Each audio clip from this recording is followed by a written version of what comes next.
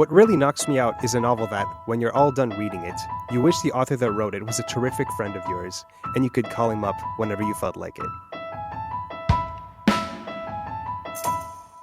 Welcome. This is AMI Audiobook Review, the weekly podcast where we chat all things audiobooks with your hosts, Ramya Amudan, that's me, and Jacob Szymanski. Hey, Jacob. Hello. And, of course, technical producer Nisreen Abdelmajid, who's very soft-spoken this week, so we're not going to pressure her to say hi or anything, but I'm sure she's waving from her home studio. We started off with a quote, as we do every week. Jacob, you picked this one. We already talked about the book where it's from several weeks ago, so maybe people who are binging the podcast have already heard you chat about it.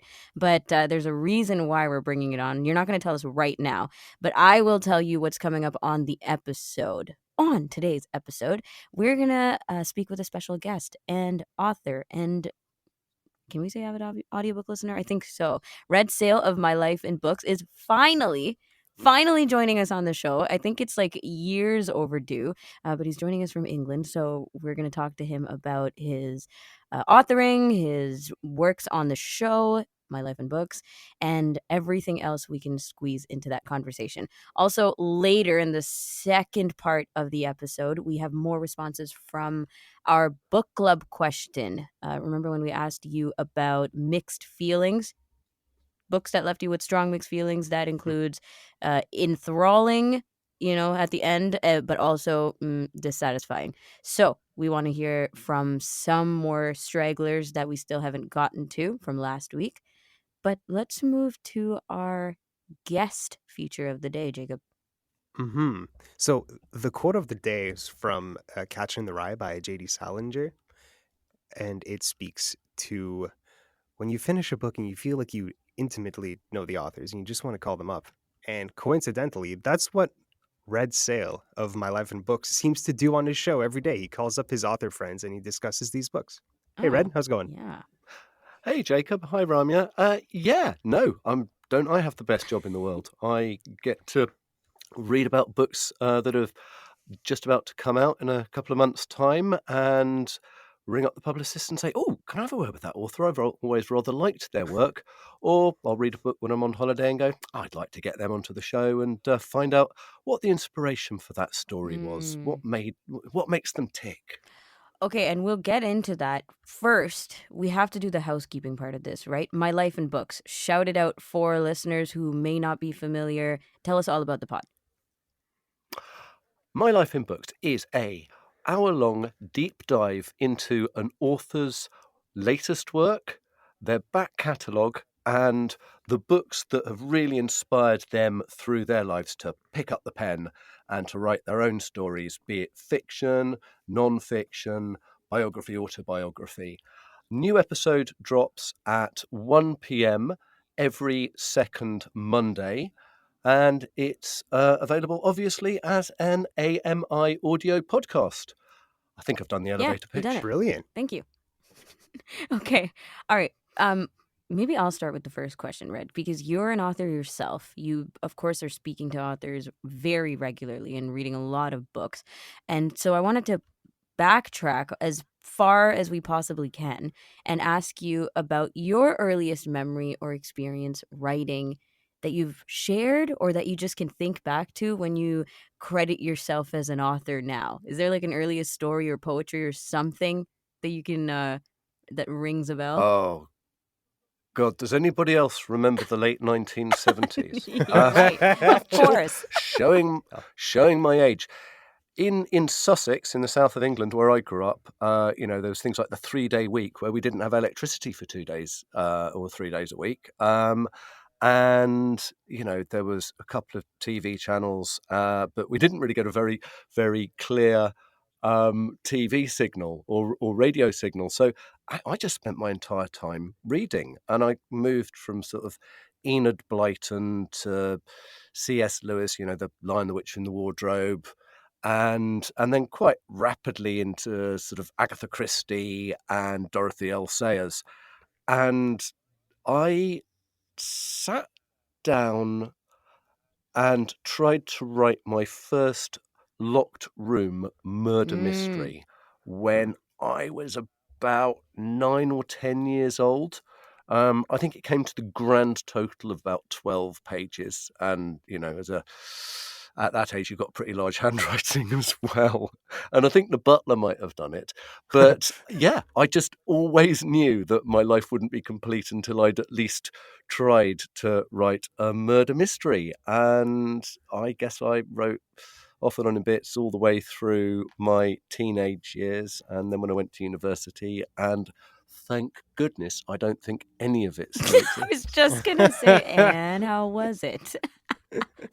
No, one of the things about, the 3-day week and, the price of oil being so expensive in the Uh-huh. 1970s was that my mother needed lots of kindling to light the fire. Your mother Oh, burnt your no. book. My early manuscripts went up the Oh, chimney. jeez. So Well, you gotta stay That's warm so sad. somehow.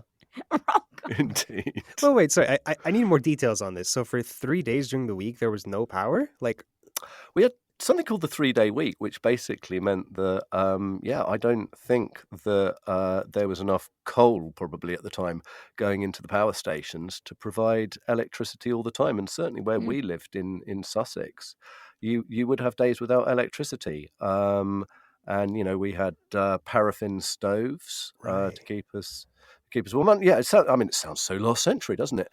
And as I say, the TV reception where I lived in the back end of Beyond was abysmal. So you would just go days, even when you did have electricity, Mm. of basically. Well, I think it actually set me up for a life of very, very fuzzy and now non-existent vision. I think I was just getting an early introduction. Oh, because you're always squinting down at books, eh? Well, no, I was. When you get a really bad TV signal, back in the analog days, and it just looked like a snowstorm. Mm.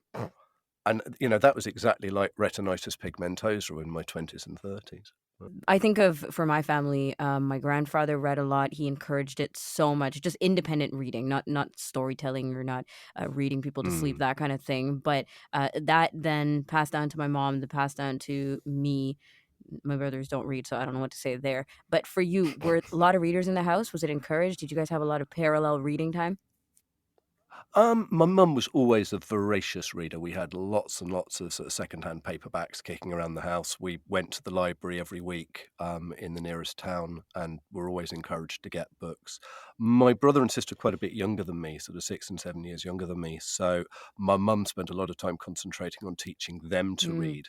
So basically, I was allowed to run riot with, in the library and at home, and just read anything that was there. So, I think I might have picked up a couple of books that were perhaps a little bit beyond my age. I remember picking up the Tropic of Cancer by Anais Nin when I was Oh my about goodness. 12 and going, oh my God, I don't understand any of this. But yeah, no, we told stories as well. We were always encouraged to sort of talk about our days and talk about maybe the adventures we'd been having with our friends or playing in the woods or Ah, whatever. So it was an imaginative right. childhood. So I think it's pretty fair to say that your life has been revolving around books and authoring for basically its entirety.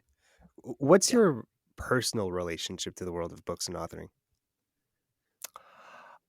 As far as being a writer is Yeah. concerned, yeah, I mean, my first and only, not so far, novel, Blind Trust, was published in 2011.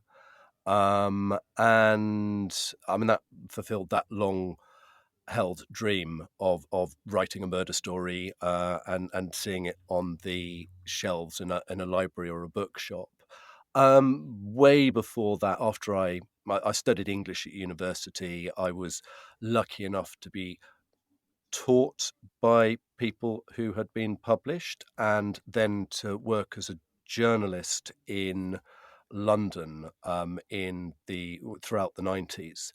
And whilst I wasn't really writing majorly long features or anything, I went to an awful lot of book launches, first nights, and so on and so forth, and got to meet and talk to authors like Stephen Fry and Colin Oh, Dexter wow. and um, Shirley Conran and so on and so forth. And I think just because I had that love of books and clearly could hold a relatively intelligent conversation with Mm. them, it just meant that whenever I bumped into them, we'd have a conversation. And I don't say I keep a little black book of people's details, but we swap details. And so when I did start doing more book-related journalism and radio programs eventually, it just meant that I could call people up and say, "Hey there, do you remember me? I'd like to get you onto my show." And also by getting that book published in 2011, it meant I joined the Crime Writers Association, and obviously just attend functions and parties and so on and so forth, and award ceremonies. And I got to meet, lots of other crime writers. And everybody, authors want to tell Right. stories, and that includes their own story.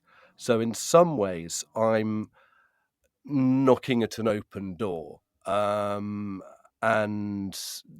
authors love telling you about their books. So it's it's a happy coincidence that my hobby has become my Well, job. you make chasing sound so easy. Jacob, no Yeah, just excuse know ever. everyone. Yeah. Just be good friends with everyone that's popular in the world. Okay. That's your task How for easy. AMI audiobook review purposes now. Jacob. No, but it is true, Red. Like, I think you're pointing at something pretty significant and interesting, which is you're talking to storytellers, and of course, Yeah. a lot of the times we're emphasizing the crafted stories that these people are putting out there in the world, but the stories are not just that, right? It's everything is a story, everything is a potential Yes. to share. So that's really quite interesting.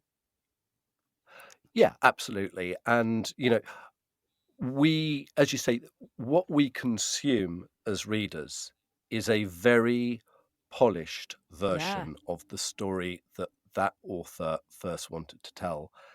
And a lot of the authors who appear on My Life in Books will credit their editors, the readers who they have, the friends, the relations who they let look at the first manuscript. And believe you me, that is a little bit like handing your baby over with a dirty nappy and saying, "What do you think of my baby?" And you just have to be able to take it on the chin when somebody turns around and goes, "It stinks."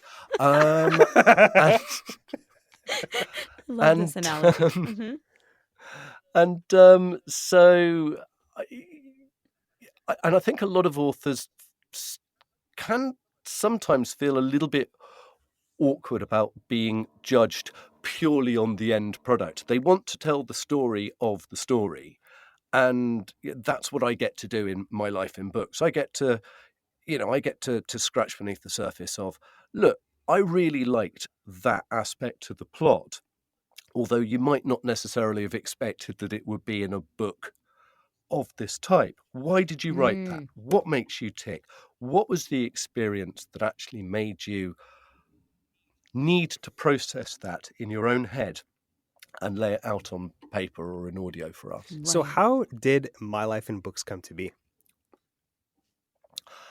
I used to work for the Royal National Institute of Blind People in the UK, much the same as CNIB, and they have a radio station. And I had just written my second book, which was all about climbing this rock pinnacle called the Old Man of Hoy, and was doing the whole kind of book tour thing, appearing at various book festivals. And somebody from RNIB Connect Radio came along to this book festival and wanted to interview me. And he went back to RNIB Connect Radio and said, "Look, there's this blind author. He's written a book. He's done a bit of work in radio beforehand. He's worked as a journalist in the past. Let's see if we can get him in to be the new presenter of Read On, their audiobook show."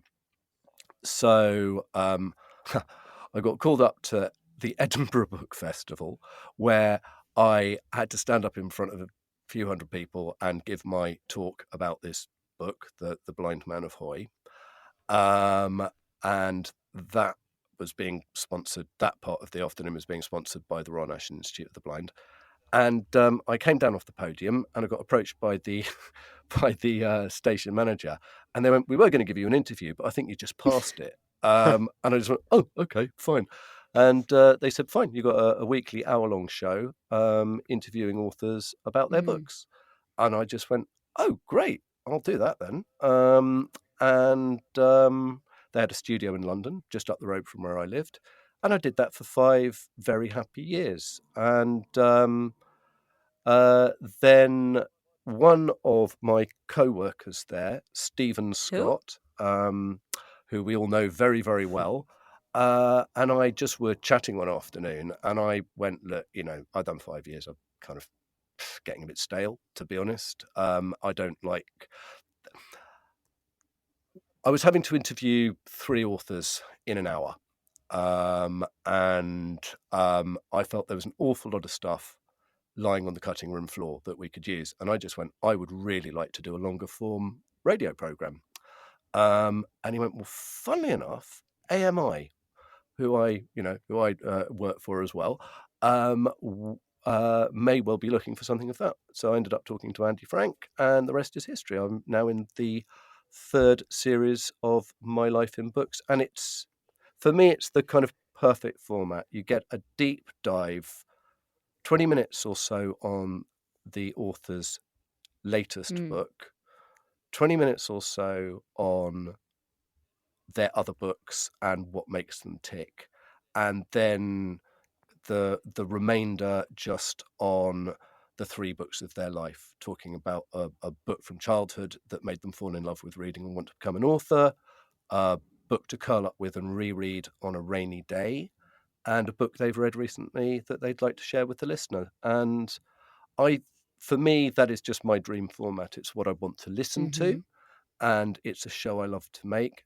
And it also means, from a purely selfish point of view, it means all that homework that I do doesn't end up on the cutting room floor Right. for the sort of 15-minute interview with sound bites. And I'm a long form person, Right. not a short form person. And well, hopefully the listeners like it too. So I'm please write in with your I mean, it's such feedback. a genuine Uh, exactly. It's such a genuine show though, because it is really a get to know you session with the person on the other end, and you have, as you said, done your homework. This is your livelihood. You love it, and always have. mm, So it shows on the show, and I'm curious about what you've learned through My Life in Books, through before when you were interviewing authors and just doing this for a really long time.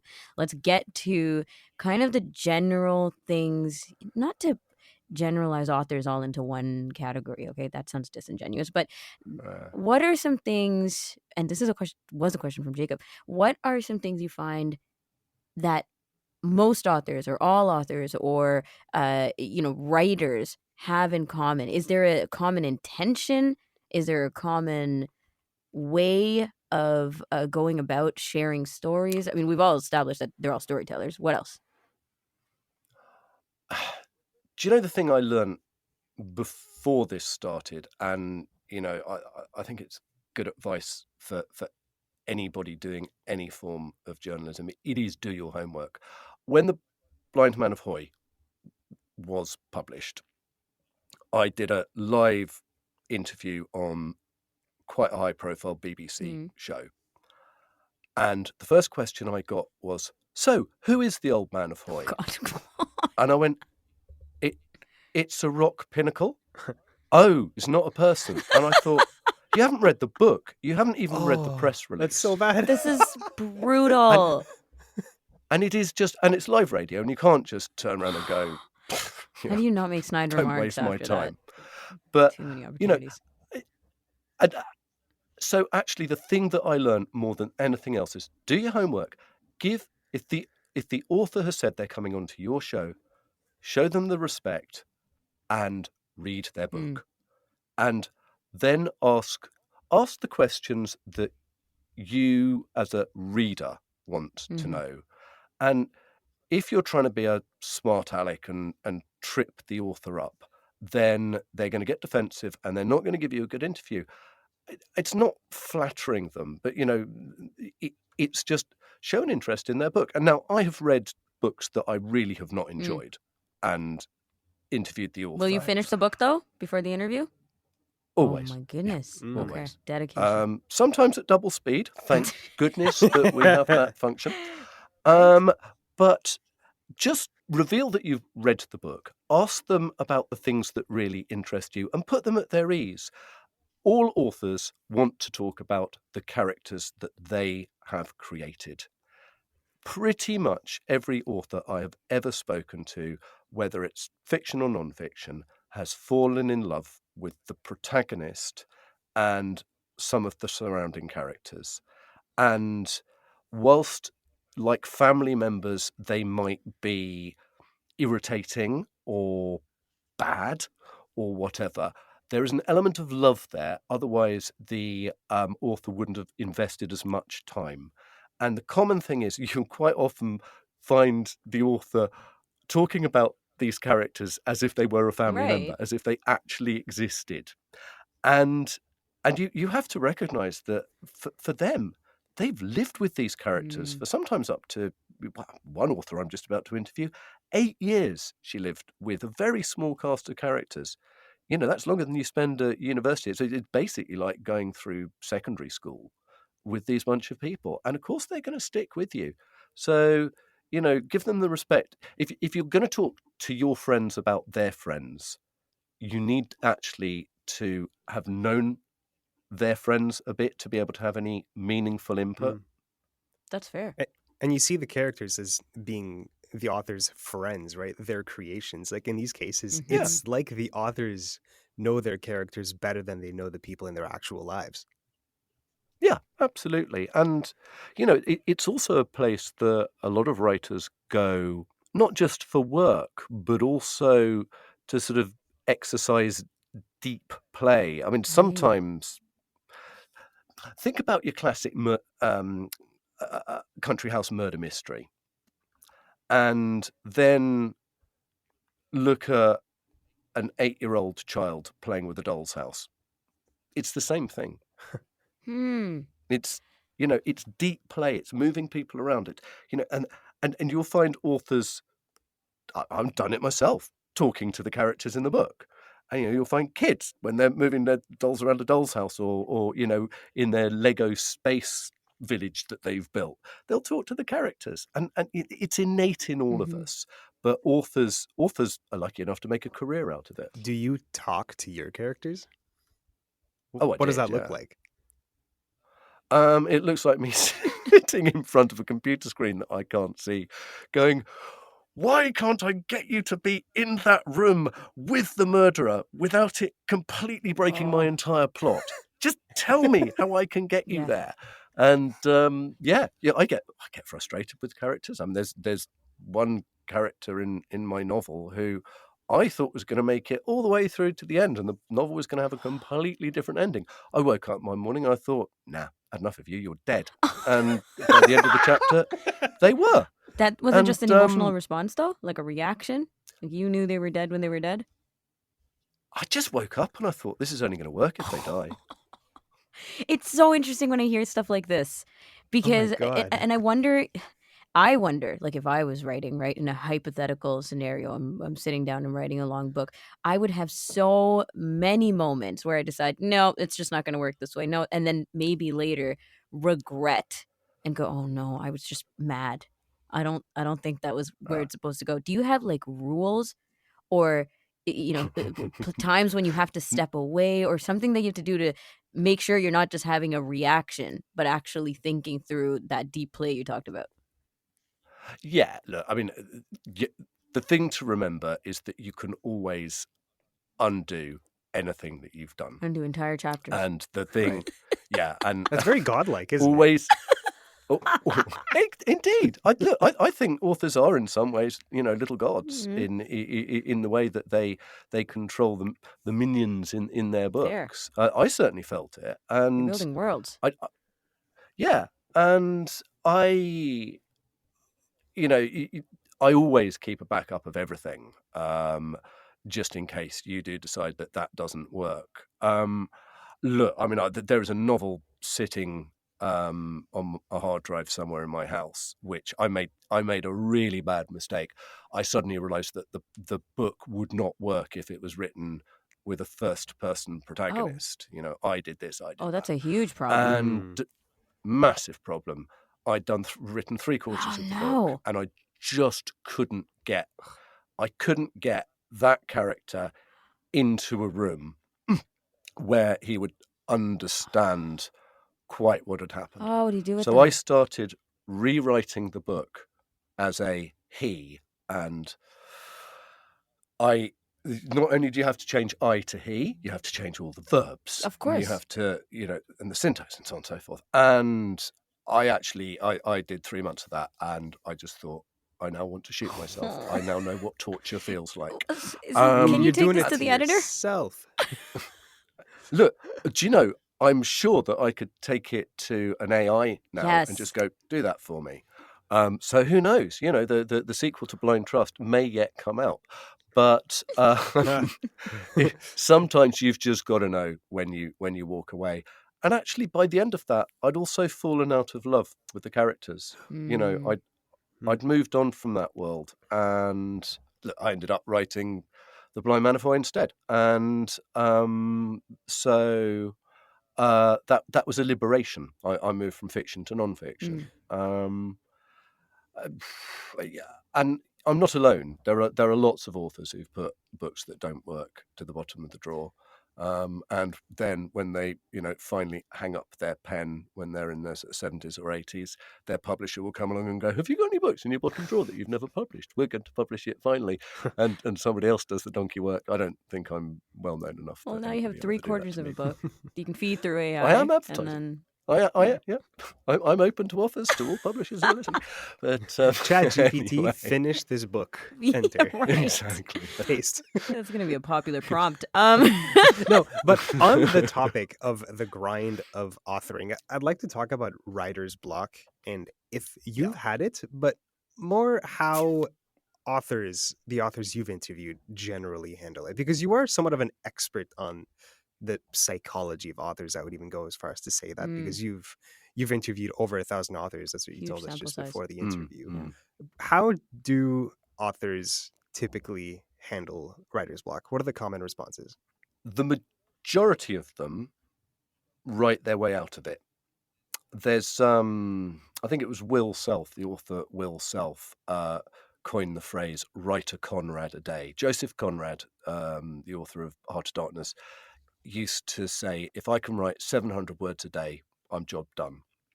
Will Self basically now calls that a Conrad, and he would sit down and write 1 or 2 Conrads a day, and if he was really lucky, 3. And at my very best, at my most fluent, I could write 2,000 words a day, because that's when it's really coming. But 700 words a day is a good achievable target, and you can just write your way out of it. Writer's block, I think, is a little bit like rocking up to a mountain and going, "Oh my God, how am I going to climb all 25,000 feet of that?" Actually, what you have to do is go, right, I'll do it in pitches. I'll do it in 700-foot chunks, 700-word chunks. And you slog it out, and you realize that some of that's just going to end up in the bin when you come through and do your edit. But if you can just it's about getting words down on a page or words down on a screen. So most writers I know have managed to write their way out of it. A few who have had maybe 10-year gaps between their books, I suspect, or they have told me, that it's more a crisis of confidence. It's more a crisis of expectation. They tend to be the people who've actually had a really unexpected bestseller. And then there's all the, "Can you do another one of those?" And it's like, no, actually, I don't want to do another one of those. Or I'm never going to be able to reproduce that. And that's something where, you probably need to go and talk to somebody who's going to be able to get them into the psychological headspace to be able to sit down and write. Like all these things, when it becomes a chore, it's hard work. You can treat it as a job, but we all have to enjoy our Yep. jobs actually to get out of bed to do it again. So when it becomes a chore, it'll show in your writing. And if it shows in your writing, it's a very rare author who can bear their soul entirely in a book and carry all the readers with them. It's so empathetic as part of the human Mm, condition, right? Like you're wanting to have this personal experience. It has to be. It has to be a private personal experience mm, to begin with. Writing books, you're going deep within yourself and that mm.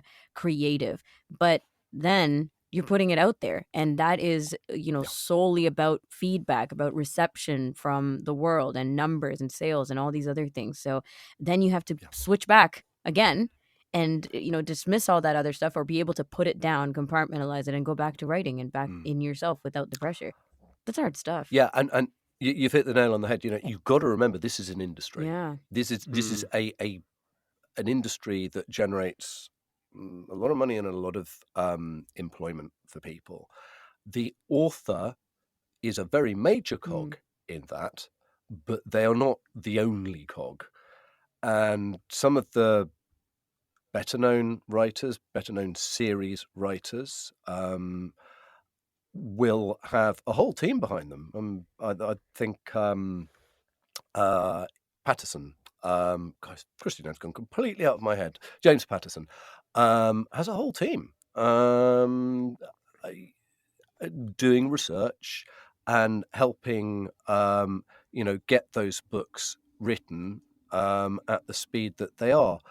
And so, you don't always have that lovely sense of ownership that a lot of first-time novelists do. I'm always interested in people's first novels Right. because that, in many ways, is where you get the most Huh. honest Yes. look at what the author is and what makes them tick. Second novels, like second albums, can be where they really hit their Mm. stride. Um, and I'll always interview an author about the 12th book in the series, but actually by that stage, they might not admit it, but there is an element of painting by Of numbers. course. Yeah. Hmm. Um, Wanted to get your quick thought before we move to something completely different about audiobooks. Do you have a particular preference for audiobook production? Whether that be, single narrators, duo narrators. Now we're getting a lot more of this fuzzier between audiobooks and audio dramas, all kinds of Yeah. things. There's production is becoming a whole spectrum now. Yeah, look, I mean, I love radio plays, Mm. and I always have, but I must say I don't particularly enjoy listening to an audiobook that has 6 narrators trying to recreate a radio play. That's kind of not my thing. 2 narrators can work very, very, very well. There's a book I'm featuring on the show in a few weeks' time called The Brother, where you've got one character as the person investigating a serial killer, and the other one is a serial killer, and the serial killer is male, as most of them are, and the investigative psychologist is female, and that works really, really well. But more than 2 narrators, nah, not really. Doesn't do it for me. I think your perfect audiobook narrator can create theatre for one. She can, or he can, just be the actor who does the whole range of voices and is your voice as the reader, um, but doing the heavy lifting for you. Do I miss being able to Mm. read with my eyes? Yes, massively, because I did all that in my own head. But for somebody who can't see and I can't read Braille quickly enough to read a Right. novel, then for me, having somebody like Aoife McMahon, for instance, who we'll come on to talk about later, Right. who is a proper professionally trained stage actress. She's done Royal Shakespeare Company stuff, and she's appeared in lots of well-known TV series, and she can do that theatre for one, and she is my guide to the book that I'm reading, and for me that is my greatest pleasure. It's interesting how when you're listening to an audiobook, yes, you're hearing it through the voice of an individual person, even though they might be Mm. representing the voices of many characters. But in our heads, despite that, we can still use our imagination, theater of the mind, to imprint our own Yeah. versions of that voice. Like, I don't think because it's an audiobook, you were stripped of that creative control in your head. Would you agree? I completely agree. And actually, I would say the narrators who try too hard Mm. stop that theatre of the Mm. mind. Yes. Yeah. When the narrator becomes a character in and of themselves, that's bad. The only exception to that is somebody reading their own autobiography. That you want Michelle Obama reading her own autobiography, and she can be as much Michelle Obama as she wants. But if I'm listening to an audiobook where you just have the narrator's voice and he is front and center, and unfortunately the ones who tend to make a mess of it tend to be men, then it becomes too stentorian and it Yeah. removes from any enjoyment of the book. And so you need somebody who is an actor who's prepared to fade a little bit into the shadows and play all the parts, rather than standing there going, "Look at me, I am the actor who is giving you this." It's a subtle play. Yeah, this seeps into our discussions around narration, audio description narration as well, right? There are lots of similar opinions in this vein. No, it's very different. A lot of these audiobook narrators come from the acting world, and especially if it's stage acting, it's very much about me, the actor. Like, I am Yeah. front and center in the spotlight. Whereas when you're reading an audiobook, when you're narrating an audiobook, it's not about you. Mm-mm. You embody No. the characters almost more than you would on a stage or on the screen. And it has to be said, my thoughts on this have very much been coloured by the fact that I worked in the Royal National Institute of the Blind Talking Books Studios. In the UK, the centre of excellence for audiobook production for 70, 80 years, and they very much took that view that you are the facilitator rather than the storyteller. The Yeah. storyteller is the author. Yes. You are the facilitator. Oh, that is so interesting. Yeah, because I think that that's not true for everybody. Some people think of the narrator as the storyteller. Like, I mean, in all, Yeah. popular ways, that's the way it's presented. But yeah, and you're sticking the author into this as like a whole different role. It shifts things around. Yeah, and I think with the commercial audiobook production companies, some of the not so good ones are straying more into radio drama type Yeah. production, and that's fine. If you're writing a Buffy spin-off, great. I would say Buffy came first as a TV series, so fine, you can do that. The book in some ways is a script, but for a novel especially, I think you have to remember that generally they are written by one person, and that one person has created a lot of characters, all of whom need to have an interpretation rather than a kind of the actor telling you, well, this is how I see it. It doesn't really work. Okay, shall we play a Red, game? we would love to get to know your reading preferences a little better, and our favorite way of doing that is our rapid fire review segment. Yeah, as I told you. Oh, wow. No, it's the scissors coming towards That was me. just evil. Didn't even let them answer. As I told you, I really don't like doing things against the clock, so So we prolonged this. We'll see how this as goes. far Thanks, as Jacob. possible. It's okay. We're going to make you sweat a little bit. And a little sweat never hurt anyone. But Only before we for get started, I'm us. just going to Alright, explain okay. the rules really quickly. So you kindly provided to us 5 books, your 5 most recent reads. You have 15 seconds for each book to give an extremely concise review. Once you finish going through the 5 books, you can pick one of them and give a more detailed rave or rant or something in between. You ready? As I'll ever be. Okay. How many seconds on the clock? 15 seconds Alright. for each book. That's an update, by the way, Red. It used to be 10. Thank you for the extra 50%. Okay. All right. Go. First book, Gin, Turpentine, Pennyroyal, Rue by Christine Higdon. A vivid portrayal of life in Vancouver in the early 1920s follows four working-class sisters as they try to negotiate life after the First World War in a place where you've got bootlegging and being homosexual Oh, or having an abortion is illegal. okay. Okay, that was really, really well done. I'm so intrigued by this. Okay, next book for rapid fire, Gaslight by Femi Coyote. The follow-up to Femi Coyote's very successful first novel, Light Seekers, this time American forensic psychologist Philip Taiwo is investigating a leader of a megachurch who's been accused of murdering his wife. Jeez, I can hear the nerves. Oh my God. I know. I feel Lagos. bad. And like,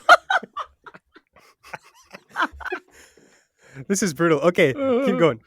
Young Queens by Lee Redming Chang.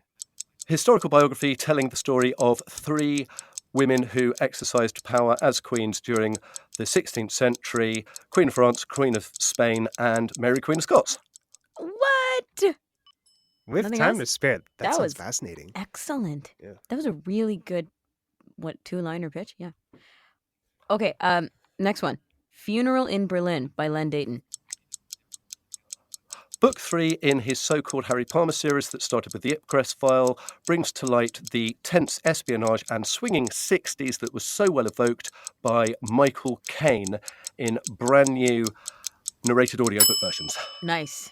Wow. You're getting the hang of this. What was the series? This is the third book in? It's the Harry Palmer series. It started with the Ipcress file, the Michael Caine film, spy thrillers. Horse Underwater was the second one. Funeral in You Berlin. said so Brilliant. called. You have a problem with the title? Harry Palmer. No, basically, the film company decided that they had to give a name to the character because basically the Michael Caine character is the spy with no name. But at one point in the first book, he gives his name, his false name, as Harry Palmer, so it just stuck. But Len Dayton, who is still alive but doesn't do interviews, otherwise I've had him on the show, has always been really kind of slightly snarky about it, going, he's not called Harry Palmer, he's not got a name at all. So just in case Len Dayton's reading, I've respected your wishes. Please come onto my show. I'd love to discuss the so-called Harry Palmer series with you. You're not asking, but you're asking. Got it. Hey, that was my 15-second elevator pitch. Yo, this is still rapid fire review. Okay, next one. Yeah. Sorry. Falling Animals by Sheila Armstrong. Hauntingly beautiful debut novel by Irish author Sheila Armstrong, set on the west coast of Ireland. A body turns up on the beach, unexplained, not being murdered, creates lots of waves within the community. Did we do metaphors also? That was great. Washed up on the beach and created lots of waves. Waves. Did you write that on purpose? Brilliant. That was excellent. Was that straight from the synopsis? No. Oh, just No, that would be cheating. God, of course, I could have just done the synopsis off the back of the book. God, silly me, I've done all this homework. okay. Which one is the book Yeah. you'd like to feature? Right. The book I'd like to feature is Falling Animals because, quite simply, it is the best novel I have read in the last decade. Wow.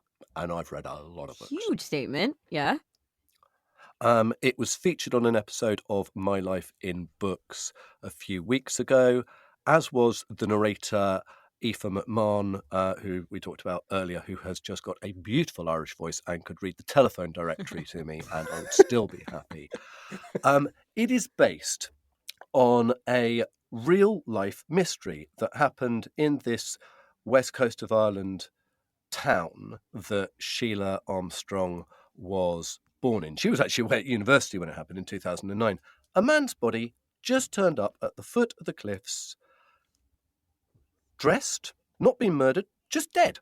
And it got her thinking, wow, what caused this? Where did he come from? And it's still an unsolved case. She didn't want to investigate the case per se. She just thought, I've got to use this as a starting point. So the only clues to the fictional character's identity are that he's got a missing wedding ring finger and a wedding ring tucked into the top pocket of his jacket. All the labels have been cut out of all his clothes. He's got no identifying things about him at all. And whilst I'm not going to offer any spoilers here, whilst we do investigate the mystery of his identity in the book, this is far more about the identities of the inhabitants of this small coastal town and how their reactions tell you about their lives. And each chapter focuses on a separate character, and they're all given titles. So you've got the guard, the policeman, you've got the witness, the old lady who walks along the beach every day. You've got the cook, the person who runs the local cafe. You've got the painter, and it's how they react to the appearance of this mystery within their midst, which stirs up those deep undercurrents of emotion that you get in any small community.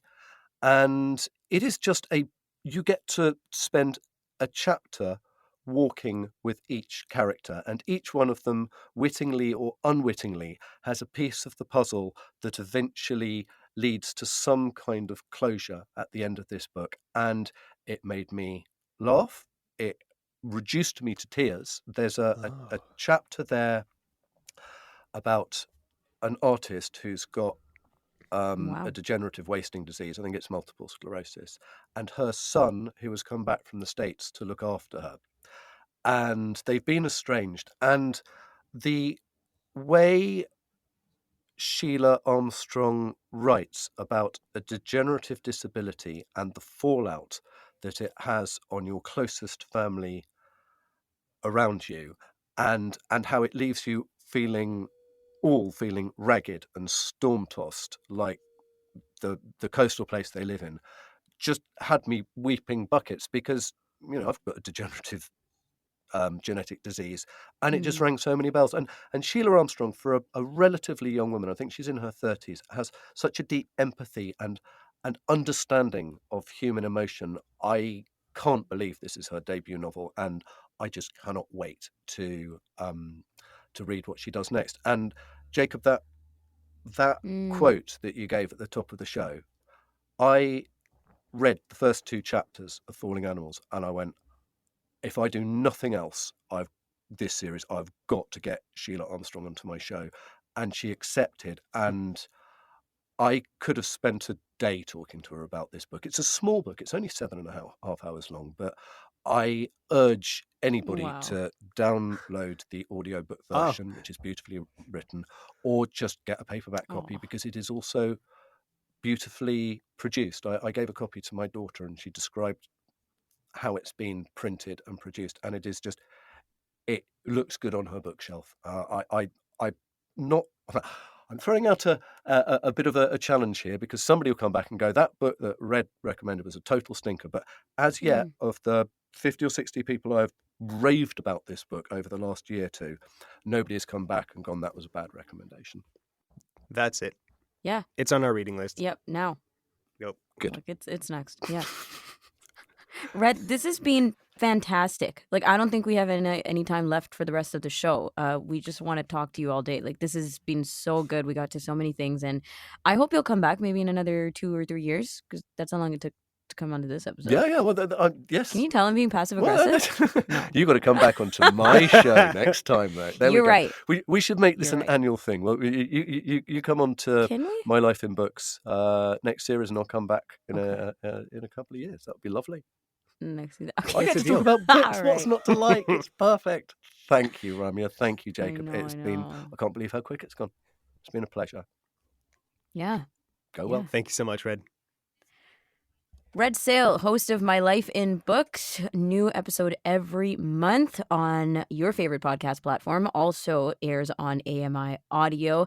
Check him out. Check out the podcast, and he will be back. You heard it here.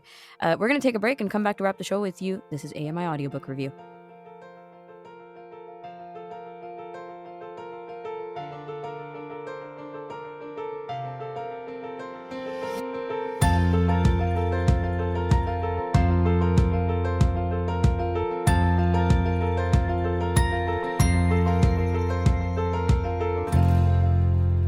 welcome back to the AMI audiobook review. I'm Jacob Shamansky with Ramya Amuthan and technical producer Nisreen Abdelmajid.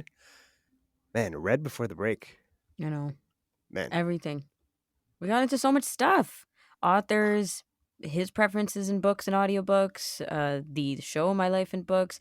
There's always so much to get to with Red because he has expertise and I experiences could and listen to passions. him talk all day. I know. And he could listen to Sheila talk all day, so we're all just super fans of each other. I know what the listeners want to hear, though, and that's the Sela homepage. Yeah, okay, fine. I will deliver. These are the 3 featured titles on the CELA homepage. So you go to the Center for Equitable Library Access by visiting celalibrary.ca, and here are the 3 titles up there. The Armor of Light, Kingsbridge Number 4 by Ken Follett, and this is a historical fiction title. Second one, Starling House by Alex Ihero. This is romantic suspense. And the final feature title is The Running Grave by Robert Galgrave, and this is a gentle mysteries. Okay, celalibrary.ca for all that. Should we get to the last 2 responses we have for the book club question that we posed, which is books or a book that has left you with strong mixed feelings, aka equally enthralling and frustrating? Okay, let's play a clip from our friend Kamini. I can tell you one of the books that had me frustrated regularly. I think there's a bunch of books, but the one that comes to mind the most, I would say, is probably Gone with the Wind, because even though it was a great book, I really enjoyed it. It was very well written. It regularly had me frustrated because I constantly wanted to reach in the book and strangle Scarlett, who is the main character. I tend to not like a lot of main characters in books, and this was one that I remembered a lot because I feel like there were a lot of times in the books where I kept thinking, why is she doing this? Why is she doing that? But otherwise, Gone with the Wind, one of the greatest books I've ever read. Before we discuss this one, I want to read a response from Sarah Hillis because she had a very similar type of frustration with a different book. Okay. I think the last book I read that made me feel this way was The Late Americans by Brandon Taylor. To be fair, I think that's what he was going for. The book is about a bunch of grad students and their friends, and it's filled with all this existential angst. I like that, and I know his writing is good, but the things the characters were doing were almost incomprehensible to me. I mean, I didn't feel drawn into their heads because I couldn't relate. Still, I like the fact that he used unsympathetic characters and that he didn't shy away from their faults. But I just kept asking, why would you do that for the entire book? I think the similar responses here is that it's frustration with characters that you can't relate with. Yes. It's not that they're bad people, they're just making stupid decisions, and that can be super frustrating, especially from a first person point of view. I think too, though, part of it is that they're making that they come off as bad characters because you wouldn't do what they wouldn't do. There's like this dissonance of, I really would like you if you didn't do this. Yeah. And yeah. that is uber frustrating, especially when it's a protagonist like with Scarlett O'Hara from Gone with the Wind, because you're thinking, Scarlett, like, this is not the time, like, put your stuff aside and let's get with the program, girl. And the thing is too, Jacob, I don't know about Sarah's book, but with Gone with the Wind, it is long. Like, you are following Scarlett from beginning to end, hours and hours and days and months and years with this book, like years in the timeline of the book. And she doesn't really grow on you. No way. No. It's funny because it seems like people enjoy that book despite I know. this character being so frustrating. It's like watching your friends do Screw up stupid royally things 24/7. Yeah, 24/7. You just want to take them by the shoulders and shake them. But you Right. can't because they're not real people and they don't listen to you. Exactly. But also, like, they offer you so much. This world offers you so much. The frustration is part of that toxic attachment we have with the book. But now there's also the perspective where you can learn from mistakes, and sometimes these books can be interpreted like don't do this. Don't act like this. because it's not a good way to live. It's not what you should be doing in life to be successful and happy. It's what's the opposite of a role model? Anti-role model? That. An anti-model. All right. Okay. With that, I think it's Let's time to close wrap there. the episode. Next week, Julie Martin is going to be joining us. She's an avid book reader. We're going to be learning about her reading preferences, and we're going to be putting her also through the rapid fire review. Ooh. God, I love that segment. And Amr Khan comes on to curate books for you listeners. Looking forward to that convo. Only a week away. Also, we want your feedback and contributions, people. So reach out to us. We want to know how you're loving the show, because obviously, what's not to love about it? You can call toll free 1-866-509-4545. You can also send us an email, feedback@ami.ca. And that's it. We gotta go because we literally have no time anymore. We're gonna get turned off regardless. So I'm Ramia Amadin, Jacob Szymanski, co-hosts of the show, with technical producer Nisreen Abdelmajid. We'll see you next week, and until then, happy audiobook listening.